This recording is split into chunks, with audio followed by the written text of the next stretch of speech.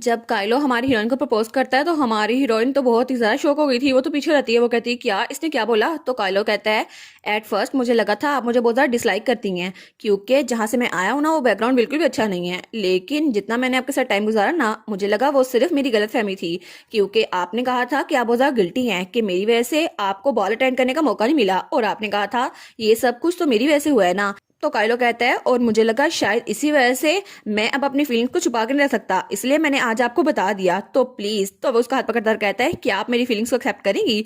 तो हमारी ने उसको देखती है, वो कहती है क्या, और वो सोचती है आखिर ये किस तरह का मिराकल हो गया, क्या मैं ख्वाब देख रही हूँ, ये ख्वाब ही होना चाहिए है ना, काइलो मुझे पसंद करता है ना, उसने यही बोला। लेकिन अगर ये रियलिटी होती ना तो मैं अभी जाती और उसे मैरिज कर लेती और फिर मैं तो अपनी लाइफ प्लान करने लग जाती।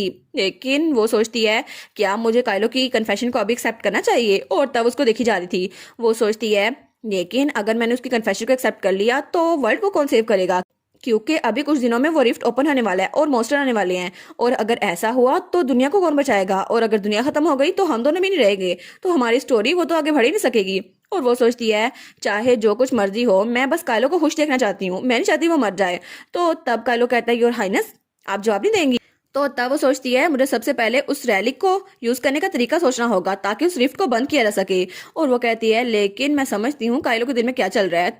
तो वो सोचती है अभी मुझे आंसर नहीं देना चाहिए, तो वो कहती है सॉरी। तो काइलो कहता है क्या, और वो तो बहुत ज्यादा उदास हो गया था। वो सोचता है हाँ बिल्कुल मुझे लगा ही था ऐसा ही होगा। लेकिन तभी हमारी कहती है नहीं काइलो। तो वो कहता है क्या, तो हमारी कहती है मुझे बस कुछ और टाइम चाहिए, सिर्फ थोड़ा सा टाइम और। तो वो कहता है सच में। तो हमारी कहती है हाँ बिल्कुल, तुमने ये अचानक बोल दिया ना तो मुझे कुछ टाइम चाहिए अपने थॉट्स को सॉर्ट आउट करने के लिए, मैं इसका जवाब कुछ वक्त में दे दूंगी, तो क्या ये चलेगा। तो काइलो उसकी तरफ देखता है, वो कहता है क्या, और वो ब्लश कर रहा था। वो कहता है ठीक है मैं बहुत ज्यादा जल्दी में था लेकिन आपको अभी जवाब देने की जरूरत नहीं है, आप बाद में जवाब दे सकती हैं। तो तब वो कहती है ठीक है तो क्या हम लोग नीचे चले, बाकी इंतजार कर रहे होंगे हमारा। तो वो कहती है जी जी। तो तभी वो लोग वहां से नीचे आ रहे थे। वो कहता है ठीक है जब भी आप रेडी हो आप मुझे बता दीजिएगा, मैं जवाब का इंतजार करूंगा, और प्लीज आप मुझे बता दीजिएगा क्योंकि डेफिनेटली मैं आपके पास आऊंगा। तो हमारी स्माइल करके कहती है ओके। और तब वो लोग नीचे आ गए थे और हेजल भागती हुई उसकी तरफ आती है। वो कहती है प्रिंसेस आप ठीक तो है ना। तो प्रिंस कहती है हाँ मुझे माफ करना हम लोग कहीं गुम हो गए थे। तो वो कहती है ओहो मुझे लगा था शायद कुछ हो गया है। तो हमारी सोचती है हाँ हाँ कुछ बड़ा हुआ तो है लेकिन हमें इसको ये तो नहीं बता सकती ना। वो कहती है अब मैं क्या करूं, मुझे लगता है कि मैंने आपके साथ प्रॉमिस को रखा नहीं है। वो कहती है नहीं नहीं मेरी गलती थी, मेरी वजह से हम लोग अलग हो गए। तो तभी सीरियस पीछे आता है। वो कहता है सब लोग इतना सारा नाउमीद क्यों लग रहे हैं। तो वो कहता है ठीक है तो फेस्टिवल तो कई दिनों तक चलने वाला है ना, तो हम लोग ऐसा करते हैं आज हम लोग सारे के सारे होटल में रुक जाते हैं, ठीक है कल हम इसको एंजॉय करेंगे। तो काइलो सोचता है क्या हर हाइनेस के साथ। तो हमारी यूनो सोचती है क्या काइलो के साथ। तो हेजल सोचती है हर हाइनेस के साथ। तो तीनों कहते हैं हाँ बिल्कुल ठीक है हम ऐसे ही करेंगे। तो सीरो सोचता है क्या अभी इनके दिमाग में पता नहीं क्या आ गया, पहले तो मेरी कोई बात नहीं मान रहा था और अभी तीनों मान गए हैं लेकिन इसी वक्त। तो तब हेजल कहती है आज के फेस्टिवल में क्या योर हाइनेस क्या आपको पसंद आया। वो कहती है हाँ हाँ बहुत ज्यादा नाइस था, मैंने इतने अरसे बाद पहले से बाहर निकल के फेस्टिवल देखा है। तो तब हेजल कहती है लेकिन मुझे ये सुनकर बड़ी खुशी हुई, लेकिन सर काइलो आप कहाँ पे गए थे। तो वो कहता है मैं तो मार्केट को चेक करने के लिए गया था, और तब वो लोग अपने कमरों में जा रहे थे। तो तब हेजल सोचती है ये तो बड़ा अच्छा चांस था कि प्रिंस के साथ रह सकती, लेकिन वो डैम सीरियस उसकी वजह से हमें अलग अलग कमरे मिले हैं। तो वो कहती है ठीक है हम आपको कल मिलते हैं। और तब काइलो और रेमंड ने एक साथ रूम शेयर किया था। वो कहते हैं हमें लेडीज को अलग कमरे देने चाहिए ना। तो हेजल कहती है कि ये ठीक होगा कि कल दोबारा से हम लोग साथ में घूमे। तो वो कहती है हाँ हाँ ऑफ कोर्स। तो हमारी कहती है ठीक है तो गुड नाइट लेडी डेवन। वो कहती है जी जी आपको भी गुड नाइट योर हाइनेस। और उसके बाद वो लोग अपने कमरों में आ गए थे। तो हमारी सोचती है आज तो कुछ भी गलत नहीं मैंने किया, लेकिन पता नहीं मैं इतनी नर्वस क्यों हो रही थी। और वो सोचती है रिफ्ट तो जल्दी ओपन होने वाला है ना इस फेस्टिवल के एंड होते ही, लेकिन मसला ये है कि मुझे अभी तक ये नहीं पता कि इस रैली को यूज कैसे करना है। तो तब उस रैली को देखती है। वो सोचती है मुझे साथ में कोई मैनुअल ही दे देती, कुछ पता चलता इसको यूज कैसे करना है, लेकिन वो गोरस उसने मुझे कुछ भी नहीं दिया। और वो सोचती है क्या मुझे रेमंड स्पेंसर से पूछना चाहिए, लेकिन क्या पता उसको भी ना पता हो क्योंकि ये तो उसको बहुत बाद में मिला था ना, ये तो अभी रिवील नहीं कर सकती मैं। लेकिन वो सोचती है अब तो मुझे रेमंड स्पेंसर से अकेले मिलने में बहुत ज़्यादा ऑकवर्ड लगेगा, मैं उसे ऐसा नहीं पूछ सकती। लेकिन वो कहती है ठीक है मुझे इसे खुद ही हैंडल करना होगा, मुझे कुछ आइडिया तो है कि मैं कुछ कर सकती हूँ, क्या मैं इसको रिफ्ट में फेंक दूँ तो ये बंद हो जाएगा या फिर एक स्पेल कास्ट करूँ, लेकिन मेरे पास कोई चॉइस नहीं है कि प्रॉपरली इन्वेस्टिगेट कर सकूँ। तो तब वो सोचती है एनीवेज उस सबको साइड पे भी रखूँ, फिर भी आज काइलो ने मुझे प्रपोज किया और उसने मुझसे ये सब कुछ कहा, और वो तो बेड पे इधर उधर लोटने पोटने लग गई थी।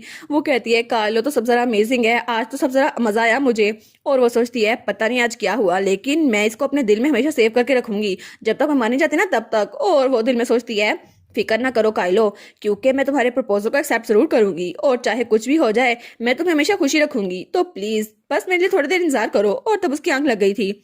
और दूसरी तरफ हमें काइलो और सीरियस का कमरा दिखा रहता है। जब वो लोग एक ही रूम में थे तो सीरियस वो तो अपनी पढ़ाई किया जा रहा था। वो कहता है तुम्हें पता नहीं है लेकिन मुझे वुमेन के दिल का बहुत ज्यादा अच्छे से पता है। लेकिन काइलो बेचारा वो सोचता है ये मुझसे बातें क्यों किए जा रहा है, मुझे तो सोना है।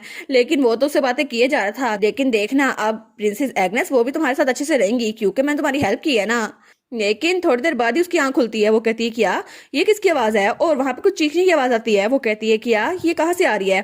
तो तब वो उठ के अपने कमरे से बाहर निकलती है। वो कहती है ये चीख ये तो लेडी डेवन के कमरे से आई थी ना, क्या वहीं से आई थी। तो तभी वो वहां पर आती है और कहती है लेडी डेवन आप ठीक तो हैं, क्या कुछ गलत है। अभी अंदर से आवाज आती है प्लीज अंदर मत आना। वो कहती है क्या ये आवाज ये तो किसी मैन की है ना। तो तभी दरवाजा खोलती है। वो कहती है लेडी डेवन मैं अंदर आ रही हूँ।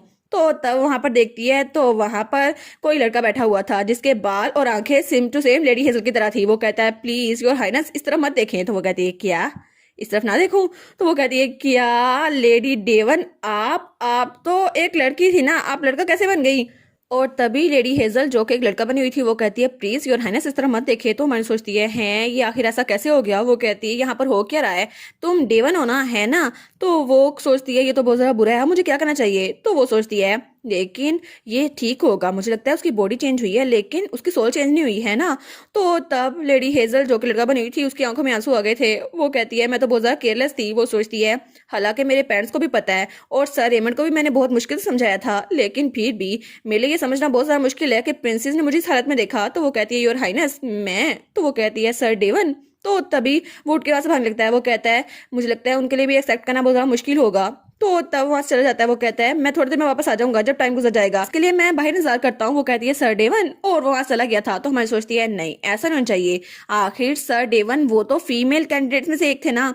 तो हेजल वो तो फीमेल कैंडिडेट थी लेकिन इसका मतलब है कि ये कोई बीएल नावल है और रेमंड वो तो इसको पसंद करता था। वो कहेगा तुमने मुझे धोखा दिया डिवॉन हेजल, लेकिन वो कहेगी नहीं नहीं ऐसा नहीं है। वो सोचती है क्या ये जेनरा ऐसा ही था, मुझे गलतफहमी हुई थी। लेकिन वो सोचती है मुझे अब लगता है कि हो ना हो लेकिन डैमियन मी तो रेमंड के साथ जरा ऑब्सेस है, क्या पता कि वही जनरा हो। तो डैमियन सोचता है कि यार मैं।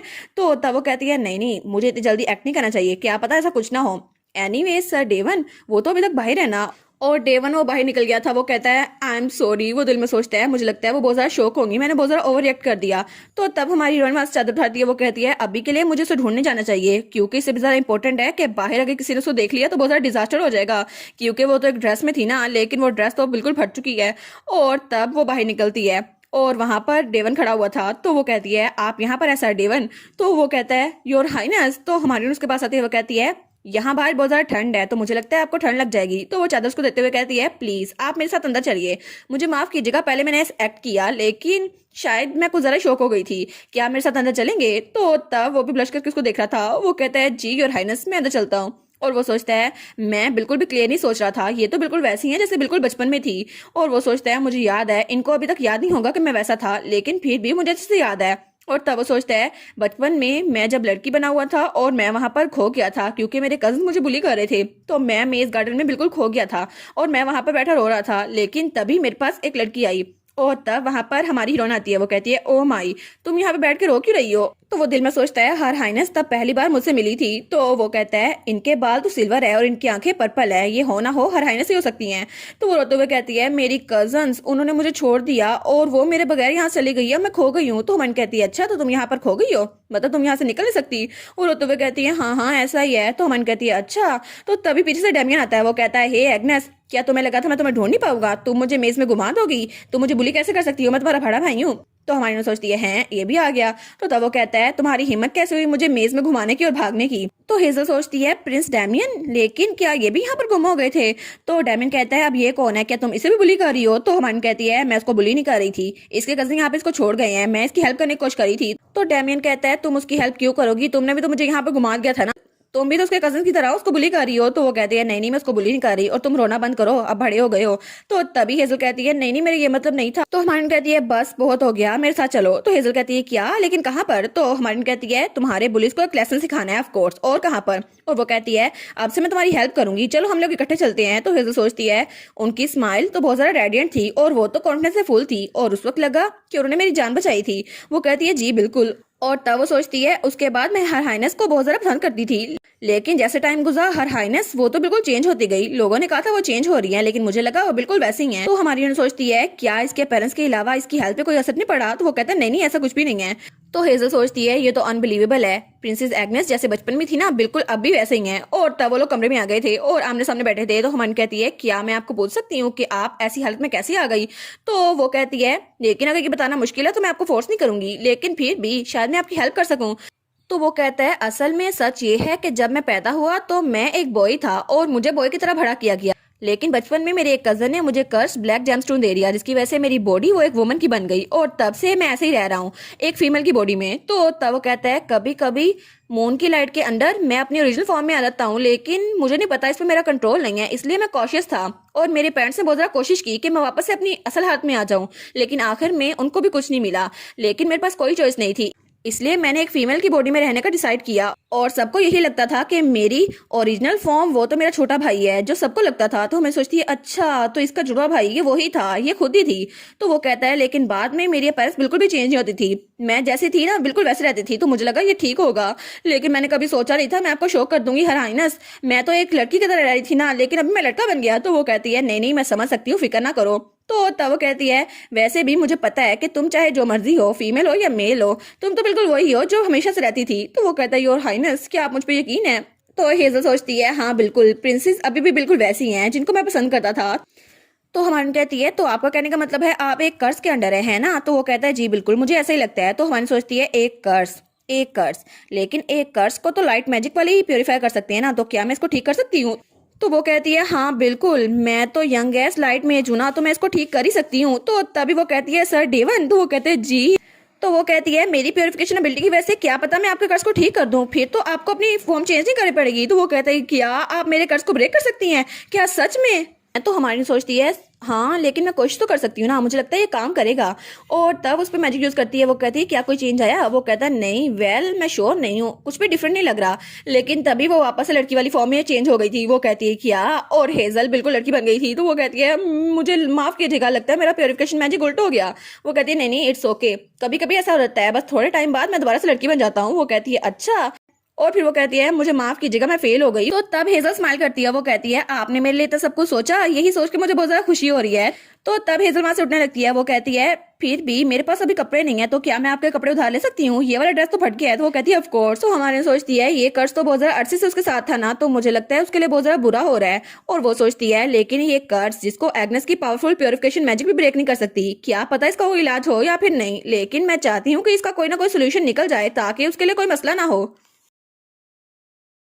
और इसी के साथ ये वाला पार्ट यहीं पर ख़त्म। तो आप लोग बताइएगा आप लोग को ये पार्ट कैसा लगा, और वीडियो को लाइक और चैनल को सब्सक्राइब लाजमी कीजिएगा। बाकी वीडियोस का लिंक भी स्क्रीन पर नज़र आ रहा होगा, तो काइंडली उनको भी चेकआउट कर लें। और thank you so much for watching my videos. Stay safe, bye bye.